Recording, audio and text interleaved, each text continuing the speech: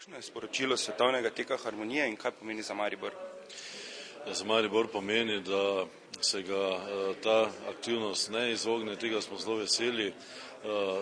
Tek svetovne harmonije bo v Mariboru ob obisku mestne hiše obiskal še 4 osnovne šole in tega smo zelo veseli.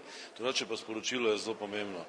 Torej posebej v teh težkih časih je sporočilo teka svetovne harmonije strpnost, sožitje, sodelovanje in pomoč en drugemu in če kdaj, potem je zdaj pravi čas, da nas takšna aktivnost spomni k temu, kaj lahko mi storimo za to, da bi bilo na svetu boljše. Kakšno je bistvo svetovnega teka harmonije?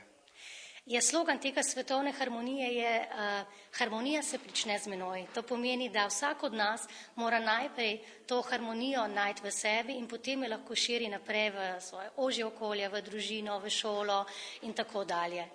Kdo so tekači, kdo ste tekači in odkot prihajate?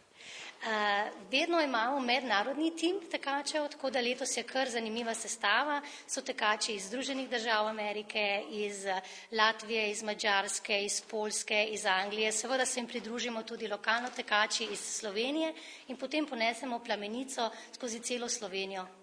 Odkot ste pritekli in kam tečete potem naprej? Plamenica je pritekla iz Madžarske, smo bili na mejnem prehodu v Hodoš, potem smo se ustavili na Tromeji, kjer so se nam pridružili tudi tekači iz Madžarske, iz Avstrije in zdaj tečemo danes skozi Maribor, gremo po šolah, kjer prinesemo plamenico otrokom, ki so zelo veseli za to sporočilo, potem pa gremo dalje proti Ljubljani, letos gremo na Primorsko, Sočo, čez Vršič, Kranjska Gora in potem dalje. To se peš oziroma tečete ali z avtobusom?